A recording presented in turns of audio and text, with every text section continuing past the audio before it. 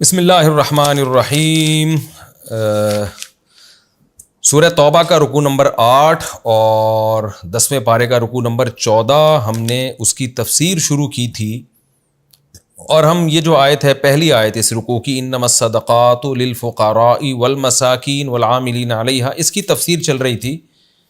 تو اس میں نے زکوٰۃ کے مصارف بیان کیے تھے، اور امام شافعی اور امام ابو حنیفہ رحمہم اللہ تعالیٰ کا جو اختلاف تھا وہ بھی میں نے بیان کیا تھا. اس اختلاف کا میں خلاصہ دوبارہ پیش کر دیتا ہوں. امام شافعی رحمہ اللہ تعالیٰ کے نزدیک یہ جو 7 قسم کے اصناف ہیں، قسمیں ہیں، ان 7 کو زکوٰۃ دینا لازم ہے، اور کم سے کم ہر صنف میں سے 3 افراد کو دی جائے گی. جبکہ امام ابو حنیفہ رحمہ اللہ تعالیٰ کے نزدیک ان میں سے کسی کو بھی دے دی اور ایک کو بھی دے دی تو زکوٰۃ ادا ہو جائے گی.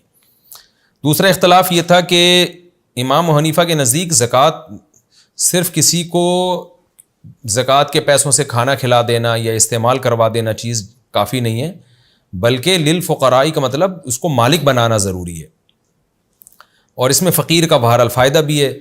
تو آج میں انشاءاللہ اسی کو کنٹینیو لے کے چلتا ہوں، پھر ہم اس رکوع کی آگے تفسیر کی طرف جائیں گے. تو زکوٰۃ کے مالک بنانا چونکہ فقہ حنفی میں ضروری ہے، تو اس پر کیا فقہی احکام مرتب ہوتے ہیں اور کیا آج کل لوگ اس بارے میں کوتاہیاں کر رہے ہیں، یہ بھی میں ڈیٹیل میں بیان کرتا ہوں. ابھی پہلی بات تو یہ کہ ہمیں یہ پتہ چلا کہ اباحت کے طور پہ زکوٰۃ ادا نہیں ہوگی. اباحت کا مطلب میں نے زکوٰۃ کے پیسوں سے کھانا خرید کے جب کسی فقیر کو کھلایا تو اس سے زکوٰۃ ادا نہیں ہوگی.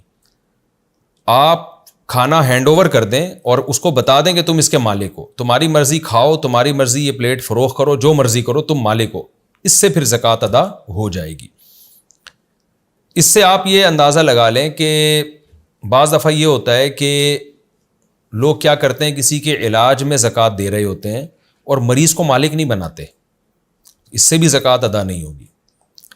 مثال کے طور پر آپ کا کوئی دوست ہے، زکوٰۃ کا مستحق ہے، وہ بیمار ہو گیا، ہاسپٹل میں ایڈمٹ ہے، آپ نے کیا کیا، دوائیں خرید کے اس کے لواحقین کے حوالے کر دیں، اور وہ اس کو یا ڈاکٹر کی فیسوں میں زکوٰۃ کے پیسے دینا شروع کر دیے، یا زکوٰۃ کے پیسوں سے دوا خرید لی، خوب سمجھ لیں اس سے زکوٰۃ ادا نہیں ہوگی. وجہ اس کی یہ کہ وہ مریض اس چیز کا مالک نہیں بنا ہے. اب آپ نے اگر ڈاکٹر کی تنخواہ دے دی یا فیس دے دی اس زکوٰۃ کے پیسوں سے، تو مریض کو تو پتہ بھی نہیں ہوتا، بعض دفعہ پتہ چل بھی جائے گا تو وہ مالک تو نہیں بنا نا اس کا.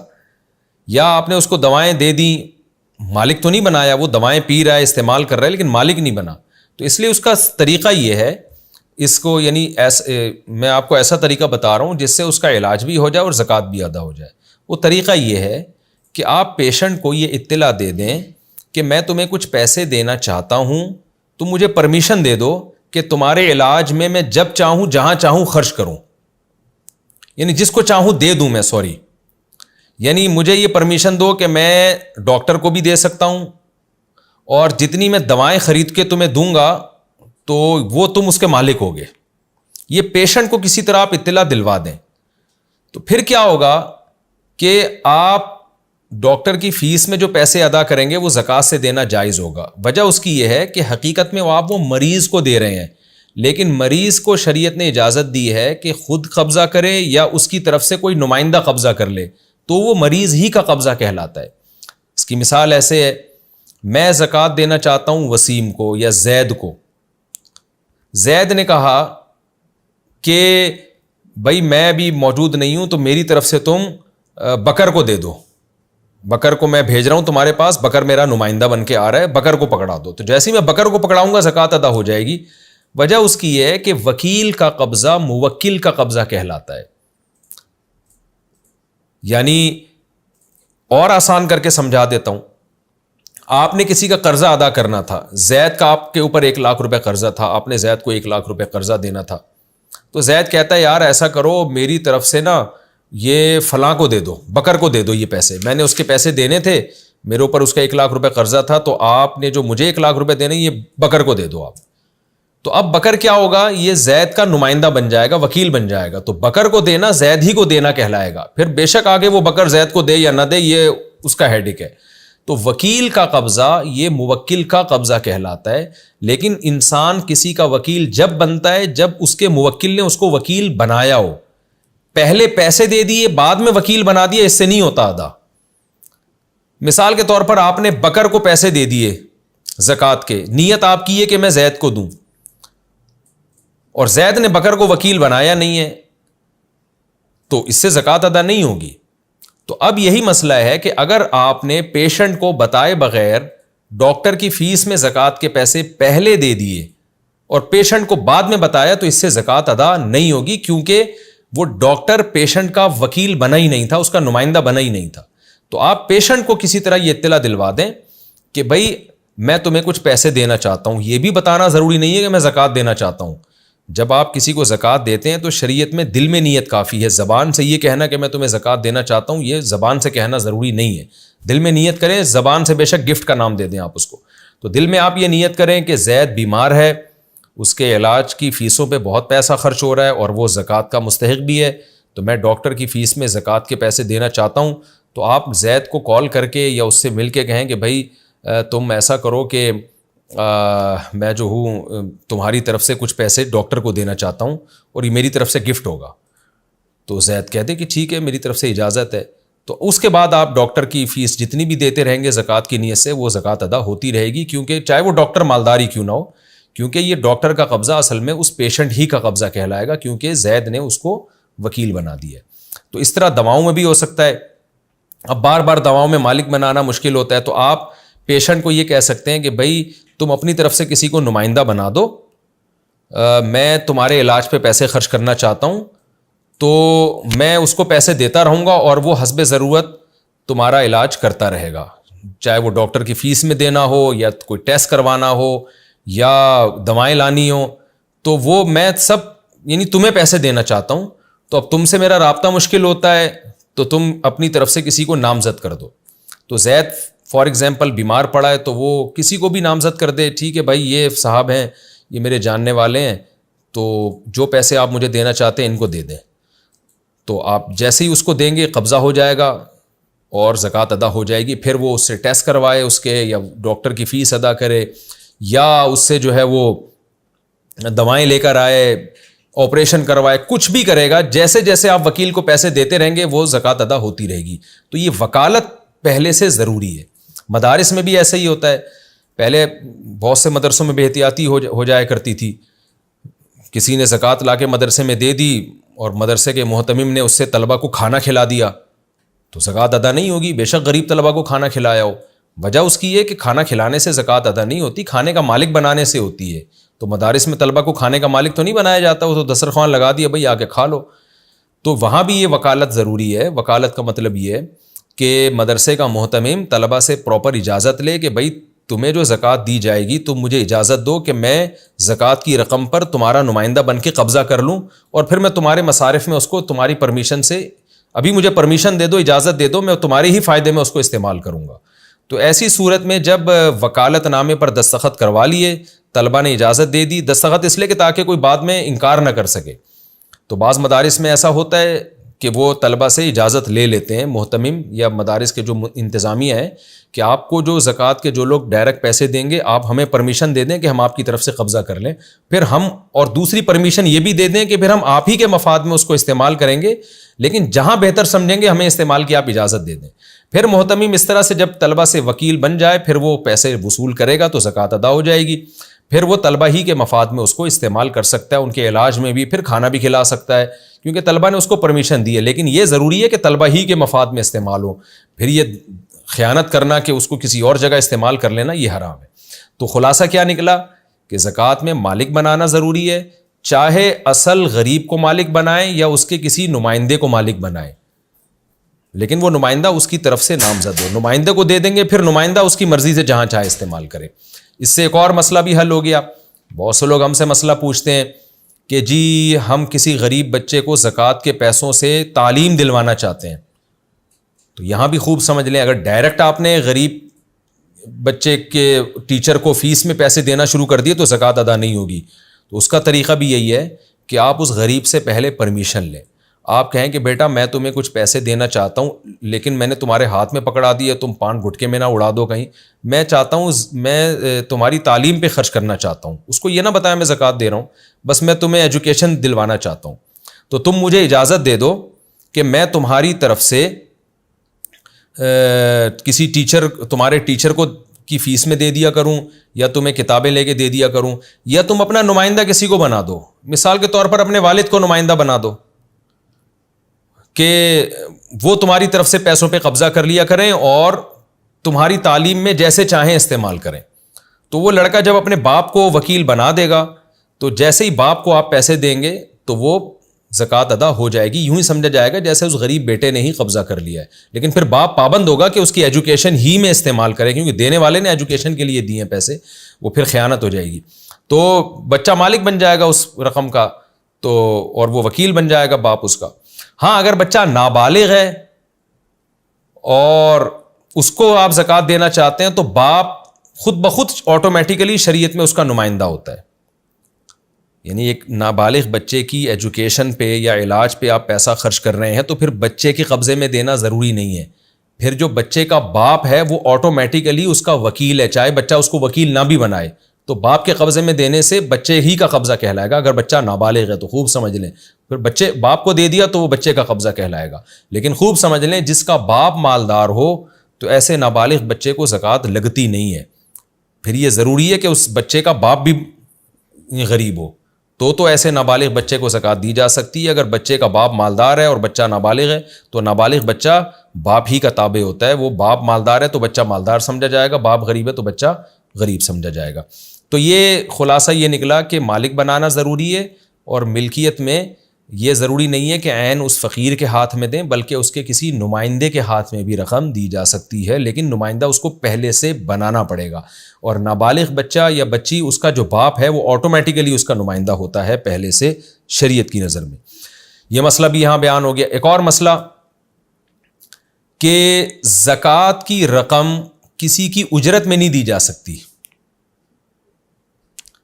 مثال کے طور پر آپ کے ٹیچر غریب ہیں, آپ ان سے انگلش پڑھ رہے ہیں یا قرآن پڑھ رہے ہیں, کچھ بھی پڑھ رہے ہیں, تو آپ نے کیا کیا, جو فیس ان کو منتھلی دینی ہے اس میں آپ زکوٰۃ کی نیت کر لیں. ایسا نہیں ہے, کیونکہ وہ فیس تو آپ پر پہلے سے ہی ویسے ہی واجب ہو چکی ہے, اس لیے زکوٰۃ فیس کے علاوہ دی جائے گی. جو فیس آپ پر لازم ہے وہ تو ویسے ہی اس کا حق ہے نا, اس میں زکوٰۃ کی نیت نہیں ہو سکتی. اسی طرح مسجد کا امام ہے, کمیٹی کی طرف سے امام کی ایک تنخواہ متعین ہو چکی ہے. اب کمیٹی یہ نیت کر لے کہ ہم زکوٰۃ میں سے اس کی تنخواہ دیں گے, یہ بھی حرام ہے, ناجائز ہے, اس سے زکوٰۃ ادا نہیں ہوگی. کیونکہ جب امام سے ایگریمنٹ ہو گیا کہ آپ کو منتھلی تنخواہ دی جائے گی تو وہ تنخواہ تو اس کا حق ہے نا, زکوٰۃ تو حق کے علاوہ چیز ہوتی ہے.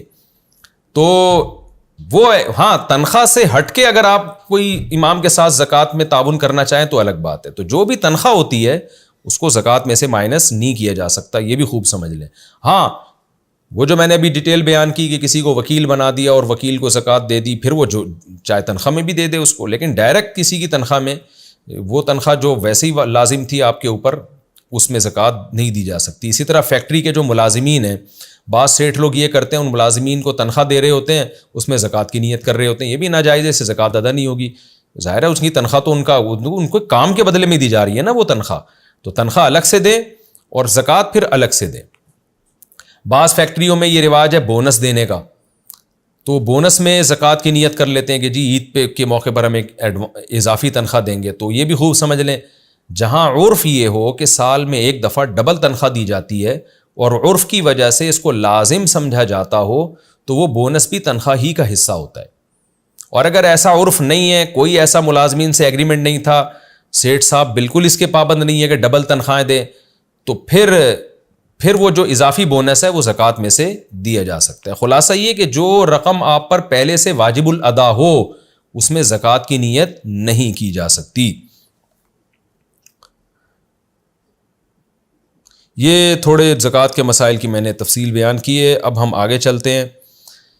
قرآن کہہ رہا ہے فریضۃ من اللہ, یہ اللہ کی طرف سے فریضہ. زکوٰۃ کے اور بھی مسائل ہیں, سال میں کب واجب ہوتی ہے, یہ میں مختلف آپ اگر سرچ کریں گے نا یوٹیوب پہ زکوٰۃ کے مسائل مفتی طارق مسعود, تو بہت ڈیٹیل سے اس میں میرے کلپ انشاءاللہ آپ کو مل جائیں گے, دوسرے علماء کے بھی مل جائیں گے, اس پہ کتابیں بھی ہیں. تو میرا خیال ہے اتنی ڈیٹیل کافی ہے. باقی کسی کو زکوٰۃ کے اور مسائل پوچھنے ہوں تو وہ پوچھ سکتا ہے. فریضۃ من اللہ, اللہ کہتے ہیں یہ اللہ کی طرف سے فریضہ ہے, یعنی جو اللہ نے بیان کیا نا یہ زکوٰۃ کے مصارف ہیں, یہ اللہ کی طرف سے ہے. واللہ علیم حکیم, اللہ جاننے والا اور حکمت والا ہے. جاننے والا ہے لہذا وہ جو حکم دے گا وہ بالکل صحیح ہوگا, کیونکہ جس کے پاس نالج نہیں ہوتی اس کے آرڈر اکثر غلط بھی ہو جاتے ہیں. تو اللہ کی نالج بھی صحیح ہے اور علیم بھی ہے, حکیم بھی ہے, حکم ایسا دیتا ہے جس میں جو حکمت کے مطابق ہو. تو اس لیے اللہ نے جو مصارف بیان کیا کہ ان کو صدقہ فطر زکوٰۃ اور یہ ان کو دیا کرو, تو اس میں حکمت بھی ہے, یہ ایسے ہی نہیں دے دی اللہ تعالیٰ نے. آگے قرآن بیان کرتا ہے وَمِنْهُمُ الَّذِينَ يُؤْذُونَ النَّبِيَّ وَيَقُولُونَ هُوَ أُذُنٌ, ان منافقین میں ایسے لوگ بھی ہیں جو پیغمبر کو تکلیف دیتے ہیں. ہوتا یہ تھا, اس آیت کا ایک شان نزول ہے کہ منافقین ایسی باتیں کیا کرتے تھے نبی صلی اللہ علیہ وسلم کی معاذ اللہ برائی کیا کرتے تھے. وہ باتیں جب نبی تک پہنچتی تو آپ کو اذیت ہوتی. تو کچھ دوسرے منافقین نے ان سے کہا کہ یار تم جب اس طرح باتیں کرتے ہو نا پیغمبر کے خلاف, تو وہ پیغمبر کو پتہ چل جاتی ہیں, وہ بھی تمہارے خلاف ایکشن لیں گے پھر. تو دوسرے منافقین نے جواب میں یہ کہا کہ ہمیں بارہا تجربہ ہے کہ ہم جب پیغمبر کی محفل میں جاتے ہیں صلی اللہ علیہ وسلم, تو ہم کچھ کتنا بھی غلط کر لیں, جب پیغمبر کے سامنے ہم کوئی عذر پیش کرتے ہیں نا, تو عادت یہ ہم نے دیکھا ہے کہ وہ مان لیتے ہیں ہمارے عذر کو, وہ سن لیتے ہیں ہماری بات. تو اگر ہم پکڑے بھی گئے, پتہ چل بھی گیا پیغمبر کو کہ ہم نے یہ بات کہی ہے نبی کے بارے میں, تو ہم جا کے عذر پیش کر دیں گے اصل میں ایکچولی یوں نہیں تھا, وہ تو یوں تھا, ہم کیا کچھ رہے تھے, اگلا اس کا مطلب کچھ اور سمجھا. تو پیغمبر کی عادت معاذ اللہ یہ ہے کہ وہ ہر سنی سنائی بات پہ یقین کر لیتے ہیں. تو اذن کا مطلب یہی ہے, اذن کہتے ہیں ہر اس شخص کو جو ہر ایک کی بات سنتا ہو اور سنی سنائی باتوں پہ یقین کر لیتا ہو. تو یعنی جو منافقین برائی کرتے تھے ان کو دوسرے منافقین نے کہا کہ پیغمبر کو اطلاع مل جائے گی, پھر وہ تمہارے خلاف ایکشن لیں گے. تو برائی کرنے والے منافقین نے کیا کہا کہ ہم پیغمبر کے سامنے کوئی عذر پیش کر لیں گے, اور ہم نے دیکھا ہے کہ وہ معاذ اللہ اتنے سیدھے ہیں کہ وہ ہر ایک کی بات پر بلا تحقیق یقین کر لیتے ہیں, تو ہماری بات پہ بھی یقین کر لیں گے, ہمیں کوئی نقصان نہیں ہوگا. تو یہ بھی ایک برائی کے طور پر انہوں نے کہا تھا کہ وہ تو معاذ اللہ انہیں تو کچھ پتہ ہی نہیں ہے. تو اب میں اس آیت کا ترجمہ کرتا ہوں, سمجھ میں آئے گا. وَمِنْهُمُ الَّذِينَ يُؤْذُونَ النَّبِيَّ, ان منافقین میں ایسے بدبخت بھی ہیں جو پیغمبر کو تکلیف دیتے ہیں یا آپ کی غیبتیں کر کے. اور پھر کیا کہتے ہیں وَيَقُولُونَ هُوَ أُذُنٌ, وہ کہتے ہیں یار وہ پیغمبر تو سنی سنی باتوں پہ یقین کر لیتے ہیں, ہم جائیں گے عذر پیش کریں گے وہ مان جائیں گے. آگے قرآن اس کا جواب دے رہا ہے, قل اے نبی ان سے کہہ دیجئے اذن خیر لکم, وہ جو سنی سنائی بات مان لیتے ہیں نا وہ تمہارے فائدے کے لیے, یعنی دل سے نہیں مانتے. ہوتا یہ تھا کہ رسول اللہ صلی اللہ علیہ وسلم کی طبیعت میں بہت زیادہ مروت غالب تھی. مروت کا مطلب کیا ہوتا ہے کہ کسی کے سامنے اس کو رسوا نہ کرنا. جو عزت دار لوگ ہوتے ہیں نا وہ ہر ایک کو ہر محفل میں ذلیل نہیں کرتے. وہ جب بھی کوئی ظاہری طور پر کوئی بات کرتا ہے تو اس کا دل رکھنے کے لیے مان لیتے ہیں کہ ہاں بھائی تو صحیح کہہ رہا ہے. تو نبی صلی اللہ علیہ وسلم پر بھی کرم کا غلبہ تھا, آپ کی اخلاق بہت عالی اخلاق تھے. قرآن خود کہتا ہے انک لعلی خلق عظیم, آپ اخلاق کی بہت ہی بلندی پر ہیں. تو ہوتا یہ تھا کہ منافقین جب آ کے الٹے کام کرتے اور نبی کے سامنے جھوٹے بہانے پیش کرتے تو آپ صلی اللہ علیہ وسلم کی اخلاق یہ برداشت نہیں کرتے تھے کہ انہی کے سامنے ان کو ٹوک دیں کہ تم جھوٹ بول رہے ہو, بلکہ آپ ظاہری طور پر یہ جانتے بوجھتے ہوئے بھی کہ یہ غلط کہہ رہے ہیں ان کی بات کو مان لیا کرتے تھے. اچھا بھائی, کیونکہ عزت دار آدمی ایسا ہی کرتا ہے, وہ سامنے والے کی عزت کا خیال کرتا ہے. تو قرآن یہ کہہ رہا ہے کہ یہ جو محمد صلی اللہ علیہ وسلم سنی سنائی باتوں پہ یقین کر لیتے ہیں, یہ بظاہر جو یقین, حقیقت میں تو یقین نہیں کر رہے وہ, لیکن جو بظاہر ایسا ایٹیٹیوڈ ہے ان کا, یہ خیر لکم, تمہارے فائدے کے لیے, تاکہ تم لوگوں کے سامنے رسوا نہ ہو, تمہاری بے عزتی نہ ہو. حقیقت میں وہ تمہاری بات پر یقین نہیں کرتے, یا وہ ایسے نہیں ہے کہ جو بھی جائے ان کو کچھ بھی معاذ اللہ سمجھا دے اور وہ مان لیں, ایسا نہیں ہے. بعض دفعہ وہ حکمت کی خاطر, مصلحت کی خاطر, تمہاری عزت کی خاطر وہ ایسا کرتے ہیں. تو قرآن اسی کا تذکرہ کر رہا ہے. قول اے نبی ان سے کہہ دیجئے اذن خیر لکم, وہ تمہارے فائدے کے لیے تمہاری باتوں کو سن لیتے ہیں, لیکن یؤمن باللہ و یؤمن للمؤمنین, ایمان ان کا اللہ پر اور مومنین پر ہے. یعنی یقین وہ اللہ کی باتوں پہ کرتے ہیں اور مومنین کی باتوں پر, کیونکہ ان کو پتہ ہی اپنے مومنین اپنے مخلص لوگ ہیں, یہ میرے سامنے جھوٹ نہیں بولیں گے. منافقین کا ان کو بھی اندازہ ہے اور ان کی باتوں پہ آپ یقین نہیں کرتے. تو اس لیے منافقین اس خوش فہمی میں نہ رہیں کہ ہم جو مرضی پیغمبر کے سامنے بول دیں گے, پیغمبر مان لیں گے ہماری بات اور یقین کر لیں گے. یقین نہیں کرتے, کسی مصلحت سے, عزت کی وجہ سے اور اپنے کرم کی وجہ سے آپ خاموشی اختیار کرتے ہیں جس میں تمہارا فائدہ ہے. فائدہ یہ کہ تمہیں اور مہلت مل جاتی ہے سوچنے کی, توبہ کرنے کی. تو یہ اللہ پر یقین رکھتے ہیں اور مومنین پر یقین رکھتے ہیں. وَرَحْمَةٌ لِّلَّذِينَ آمَنُوا مِنكُمْ، اور تم میں جو ایمان لائے ہیں ان کے لیے حقیقت میں یہ رحمت ہیں. پوری رحمت تو آپ اہل ایمان کے حق میں ہے. باقی تم اس خوش فہمی میں نہ رہو کہ یہ تمہارے لیے بھی رحمت ہیں، اور یعنی تمہاری باتوں پہ یقین کر کے تمہیں بھی وہی پروٹوکول دیں گے جو مومنین کو دیا جاتا ہے. اللہ وحی کے ذریعے تمہارے راز پیغمبر صلی اللہ علیہ وسلم پر کھول دیتا ہے. جیسے کہ آگے آ رہا ہے کہ منافقین اس سے بھی ڈرتے تھے کہ وحی کے ذریعے ہمارے ساری پول پٹیاں اللہ پیغمبر کو بتا دیتا ہے. آگے اس کا تذکرہ آ رہا ہے. تو حقیقت میں جو رحمت ہیں وہ مومنین ہی کے لیے ہیں. تم اس خوش فہمی میں نہ ہو. باقی جو تمہاری بات سن لیتے ہیں یہ وقتی طور پہ اس میں تمہارا فائدہ ہے. تمہیں عزت دینے کے لیے آپ کے اخلاق عالیہ ایسے ہیں کہ آپ تمہارے منہ پہ رد نہیں کرتے، کیونکہ تم میں سے بعض لوگوں کو بہرحال توبہ کی فیوچر میں توفیق ملے گی. جیسے کہ آگے اس رکوع کے اختتام پہ یہ بات آ رہی ہے کہ کچھ منافقین توبہ بھی کریں گے. اگر نبی صلی اللہ علیہ وسلم ایسے اچھے اخلاق نہ رکھتے تو اور یہ لوگ بالکل ہی دین سے نہ بدک جاتے. اس کا خطرہ تھا. آگے قرآن کہہ رہا ہے والذین یؤذون رسول اللہ، وہ لوگ جو اللہ کے رسول کو اذیت دے رہے ہیں اس طرح کی باتیں کر کے یا پیغمبر کی غیبت کر کے، لہم عذاب علیم، ان کے لیے دردناک عذاب ہے. یحلفون باللہ لکم لیرضوکم، قرآن کہہ رہے اے صحابہ یہ تمہارے سامنے بھی منافقین قسمیں اٹھاتے ہیں، جھوٹی قسمیں. کوئی غلطی کرتے ہیں یا جہاد میں پیچھے رہ گئے تو تمہارے سامنے بھی جھوٹی قسمیں اٹھاتے ہیں تاکہ تم ان سے خوش ہو جاؤ. تو اللہ منافقین کو تنبیہ کر رہا ہے کہ تم صحابہ کو خوش کرنے میں لگے ہوئے ہو جھوٹ بول کے. اللہ اور اس کے رسول زیادہ حقدار ہیں کہ ان کو خوش کیا جائے. اور ظاہر ہے اللہ کبھی جھوٹ پہ خوش نہیں ہوتا، اللہ کو تو دلوں کے حالات پتہ ہیں. تو اللہ کی رضا کی فکر کرو، رسول کی رضا کی فکر کرو. تو باقی تمہارے جو لوگ ہیں جو صحابہ کرام ہیں وہ خود بخود تم سے راضی ہو جائیں گے. یحلفون باللہ لکم لیرضوکم، یہ اللہ کی قسمیں اٹھاتے ہیں تمہارے سامنے تاکہ تمہیں راضی کر دیں. واللہ ورسولہ احق ان یرضوہ، اللہ اور اس کا رسول اس بات کے زیادہ لائق ہیں کہ یہ ان کو راضی کریں. ان کانوا مومنین، اگر یہ مومن ہیں تو اللہ اس کے رسول تو جب ہی راضی ہوں گے جب یہ سچ بولیں. الم یعلموا، کیا یہ لوگ جانتے نہیں ہیں، انہ من یحادد اللہ ورسولہ، کہ جو اللہ اس کے رسول سے دشمنی کرے گا، مخالفت کرے گا، فان لہ نار جہنم، اس کے لیے جہنم کی آگ ہے، خالدا فیہا، ہمیشہ اس میں رہے گا. ذالک الخزی العظیم، یہ بہت بڑی ذلت ہے. منافقین عزت کی خاطر جھوٹ بولا کرتے تھے تو اللہ کہتے ہیں اس عزت سے کیا فائدہ تمہیں جس میں جہنم کی بہت بڑی ذلت تمہیں مل رہی ہے. تو اصل عزت اور ذلت تو آخرت کی ہے.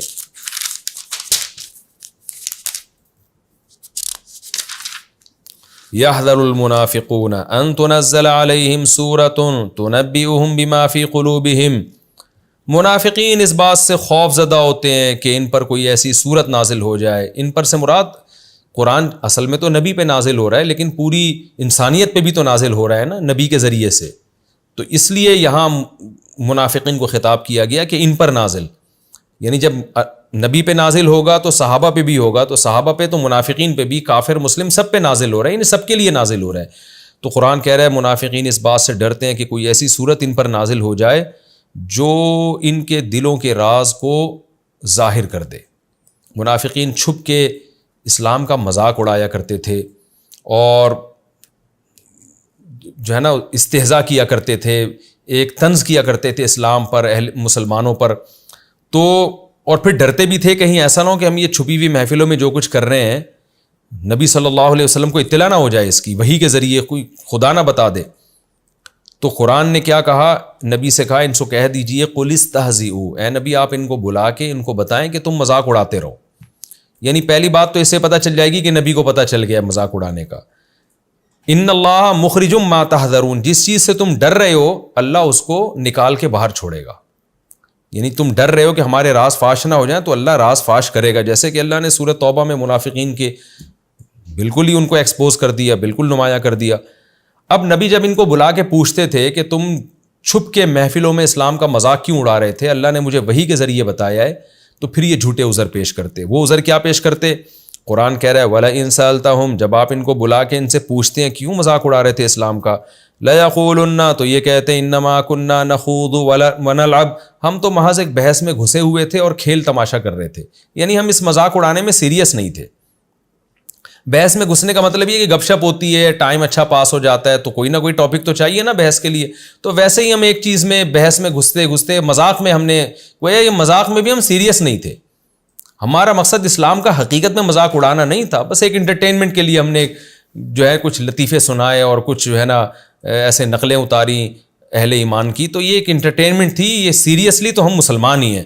اس کا جواب قرآن دے رہا ہے, قل اے نبی آپ ان سے کہہ دیجئے اب اللہ و آیاتہ و رسولہ کنتم تستہزئون, کیا اللہ کے ساتھ, اس کی آیات کے ساتھ, اس کے رسول کے ساتھ تم مزاح کر رہے ہو؟ تمہیں لطیفوں کے لیے, مزاح کے لیے اور انٹرٹینمنٹ کے لیے اسلام کو تم نے تختہ مشق بنایا ہے.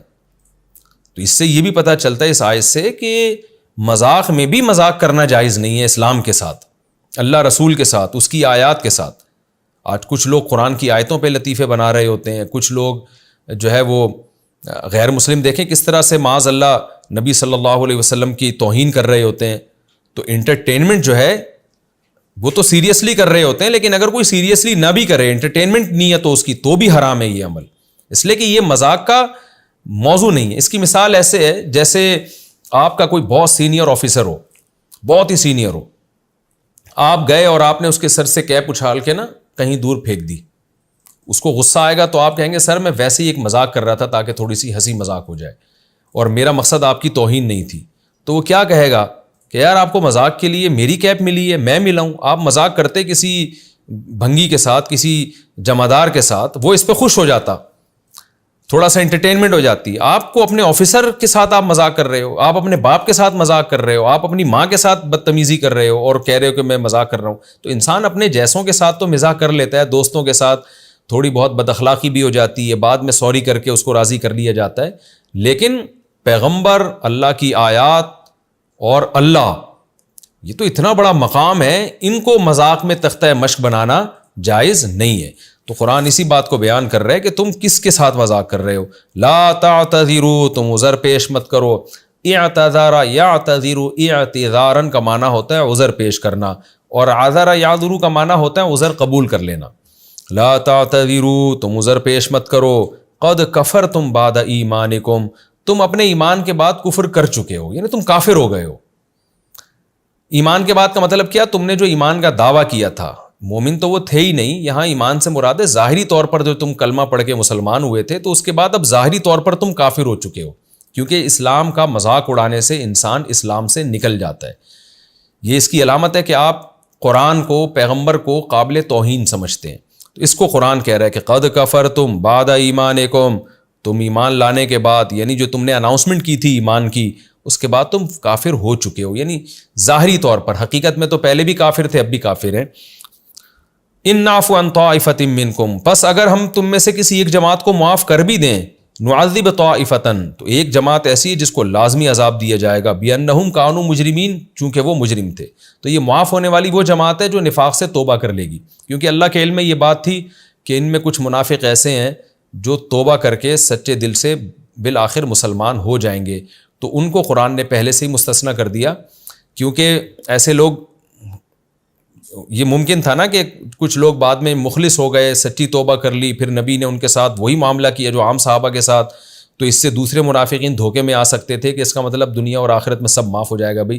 تو اللہ کہہ رہا ہے کہ اگر ایک فریق کو ہم معاف کر بھی دیں ان کی توبہ کی وجہ سے, تو سارے معاف نہیں ہوں گے, کچھ ایسے بدبخت ہوں گے, ان کو بہرحال عذاب دیا جائے گا. تو تم اپنے بارے میں سوچ لو کہ تم توبہ کرنے والوں میں ہو یا اسی نفاق پر تم نے قائم رہنا ہے, کیونکہ ایک جماعت قائم رہے گی اور اس کو عذاب ہوگا کیونکہ وہ مجرم تھے. تو تم بھی اگر توبہ کر لیتے ہو تو اللہ معاف کر دے گا, نہیں کرتے تو پھر عذاب لازمی ملے گا. ان تمہاری جھوٹی قسموں اور جھوٹے دعووں کی وجہ سے عذاب تم سے ساقط نہیں ہو سکتا. یہ ہمارا رکوع الحمدللہ کمپلیٹ ہو گیا. اس رکوع میں بھی کچھ علمی نکات ہیں, میں مختصراً بیان کر کے آگے چلتا ہوں. پہلا تو ہم نے زکوٰۃ کے مسائل یہاں بیان کیے ڈیٹیل کے ساتھ, اس کو میں ریپیٹ نہیں کرتا. اس لیکچر کے شروع میں اور پچھلے لیکچر کے آخر میں آپ سن سکتے ہیں کہ اللہ نے زکوٰۃ کے مصارف بیان کیے ہیں. ٹوٹل 8 مصارف بیان کیے ہیں اور مؤلفۃ القلوب ساقط ہو چکا ہے, تو باقی رہ گئے 6, اور ان 6 میں بھی غلاموں کا رواج بھی ختم ہو گیا, تو باقی رہ گئے 5, اور پھر اس میں بھی مسافر اور مجاہد, کیونکہ اب جو بھی مسافر ہوتے ہیں ان کو بھی اپنے مال تک پہنچنا ان کے لیے اب آسان ہو گیا ہے, تو تقریباً مسافروں والا بھی سیٹ اپ ختم ہو گیا. تو اب زکوٰۃ کے مستحقین صرف 3 قسم کے لوگ ہی بچے ہیں: فقراء، مساکین اور عاملین. اچھا، ان میں عاملوں والا سیٹ اپ بھی ختم ہو گیا کیونکہ گورنمنٹ کی طرف سے اب زکوٰۃ کی وصولی کے لیے لوگوں کو نہیں بھیجا جاتا، اور اچھا ہے کہ نہیں بھیجا جاتا، کیونکہ اگر گورنمنٹ آج کے دور میں خود سے زکوٰتیں وصول کرنا شروع کر دیں تو کسی غریب کو نہیں ملے گی، وہ پھر حکومتوں کے پیٹ ہی بھرنا شروع ہوں گے. ہر جگہ کرپشن ہے تو زکوٰۃ میں بھی، اس لیے زکوٰۃ خود ہی دیا کریں، اور گورنمنٹ کو کبھی یہ مشورہ نہ دیں کہ وہ زکوٰۃ اپنے کنٹرول میں سسٹم لے لے. اس سے دھاندلی، پہلے تو خلفۂ راشدین کا دور تھا، اب اگر حکومت نے عاملین متعین کر کے زکوٰۃ لینا شروع کر دی تو عاملین الگ 2 نمبری کریں گے، حکومت الگ کرپشن کرے گی، مستحقین کو کچھ بھی نہیں ملے گا. تو یہ عاملین والا سیٹ اپ بھی تقریباً ختم ہو گیا. تو اب 2 ہی رہ گئے ہیں، فقراء اور مساکین.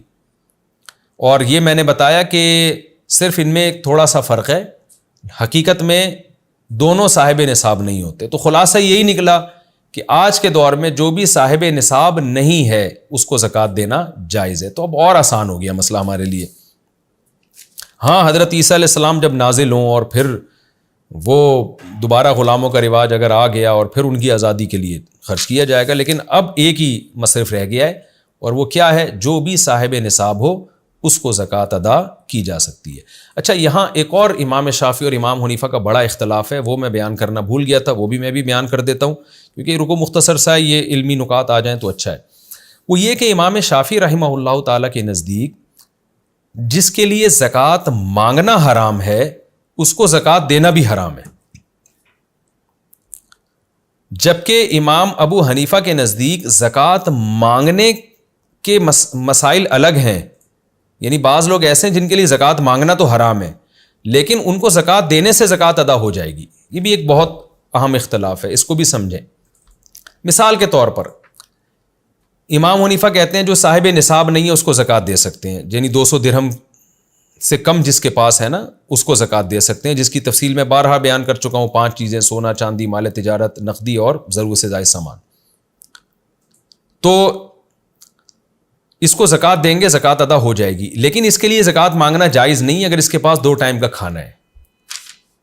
دیکھیں، جس آدمی کے پاس 2 ٹائم کے کھانے کے پیسے ہوں، یا پیسے تو نہیں ہیں لیکن جسم میں طاقت ہے، 2 ٹائم کا کھانا کما سکتا ہے اپنے اور اپنے بیوی بچوں کے لیے، تو اس پر امت کا اجماع ہے کہ اس کے لیے بھیک مانگنا حرام ہے، چاہے زکوٰۃ کی شکل میں مانگے چاہے کسی بھی شکل میں مانگے. یعنی ایک آدمی صبح اٹھتا ہے، دونوں ہاتھ پاؤں سلامت ہیں، اسے پتہ ہے میں کدال لے کے جاؤں گا، مزدوری کروں گا، آج میں اپنا بھی پیٹ بھر سکتا ہوں، بچوں کا بھی، بیوی کا بھی، اور 2 ٹائم کا آج میرے پاس ہے. یا اس کے پاس اتنا راشن ہے گھر میں پہلے سے پڑا ہوا ہے اور کوئی بیماری بھی نہیں ہے، تو اس کے لیے مانگنا حرام ہے.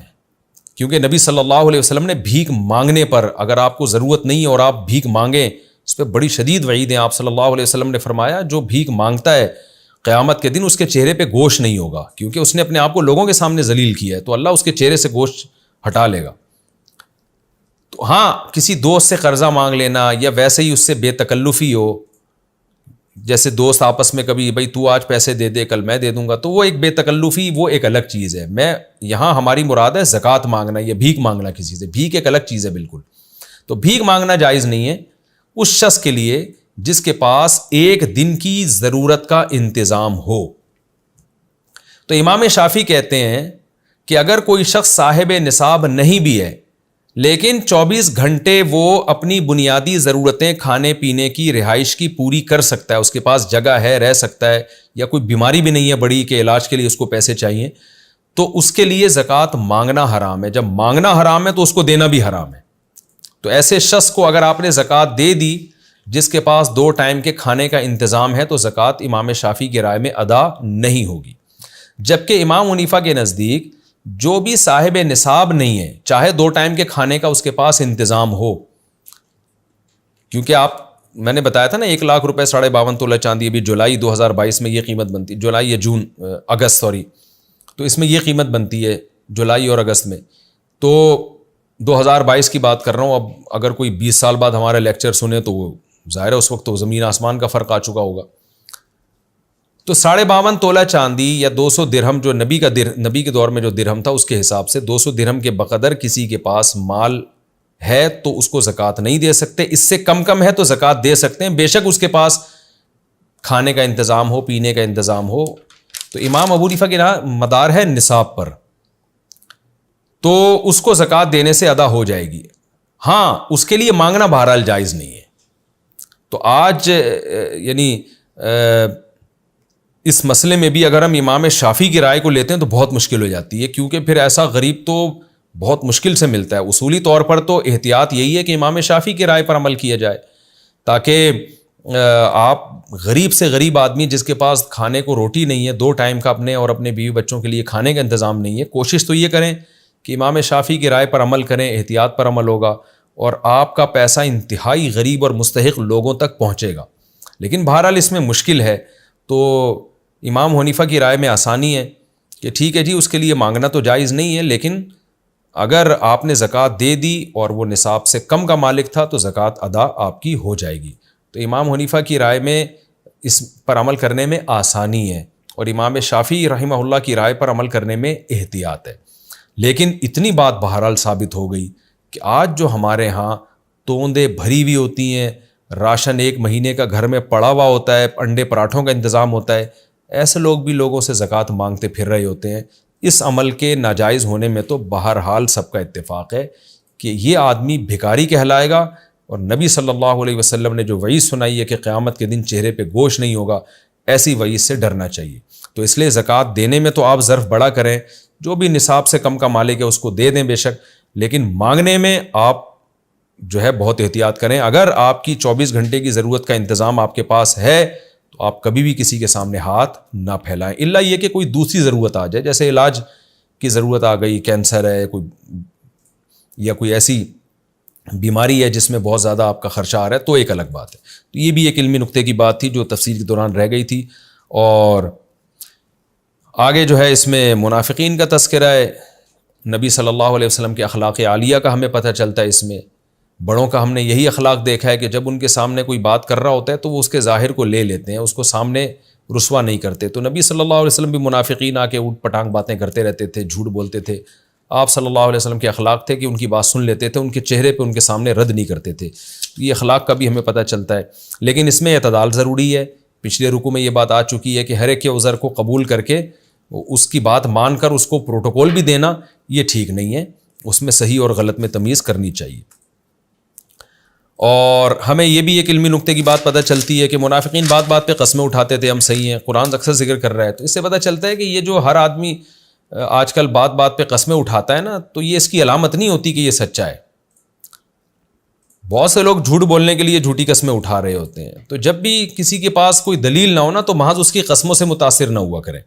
ہاں کوئی نیک بزرگ ہے جس کے بارے میں پتہ ہے کہ یہ جھوٹ نہیں بولتے، وہ اگر قسم اٹھا لیں تو مان لینا چاہیے کہ بھائی یہ اتنے بڑا آدمی ہے، جھوٹی قسم نہیں اٹھا سکتا۔ لیکن نارملی صرف قسموں پہ لوگوں کی یقین کر لینا اور دلیل کا مطالبہ ان سے نہ کرنا یہ ٹھیک نہیں ہے۔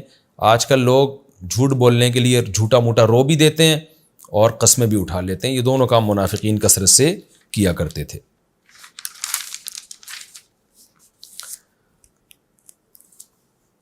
اور ایک آخری بات یہ کہ دینی چیزوں کا مذاق اڑانا، شاعر اسلام کا مذاق اڑانا یہ بھی بہت خطرناک ہے، جیسے کہ قرآن نے کہا اب اللہ و آیاتہ و رسولہ کنتم تستہزئون۔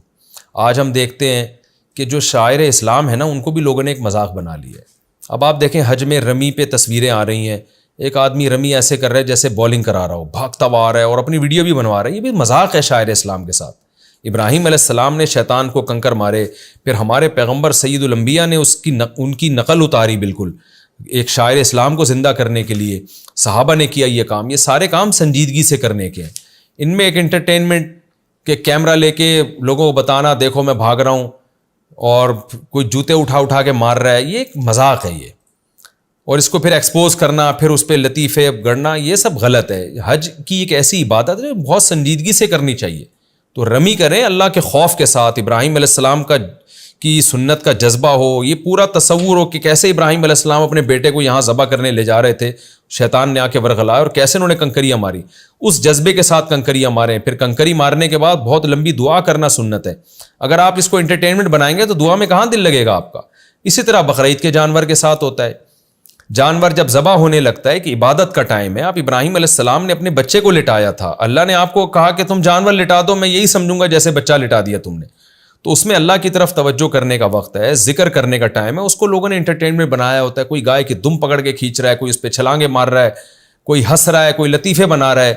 اس سے شاعر اسلام کی ویلیو ختم ہو جاتی ہے. بقرعید پہ لطیفے بن رہے ہوتے ہیں تو یہ غلط ہے. قرآن بقرعید کے جو جانور ذبح ہوتے ہیں، جو قربانی کے جانور، ان کا بھی بڑے عزت اور احترام سے قرآن ان کا تذکرہ کرتا ہے کہ یہ جو ہے یہ شاعر اسلام ہے، ان کی تعظیم یہ دل کے تقوی کی علامت ہے. تو ان جانوروں کے ساتھ بھی اس طرح کا ایٹیٹیوڈ کہ بالکل ایک توہین دل میں بیٹھنا شروع ہو جائے، یا جانور ذبح کرتے ہوئے اس کو ایک انٹرٹینمنٹ کا ذریعہ بنا لینا، یہ بھی میں سمجھتا ہوں انہی آیات میں داخل ہے.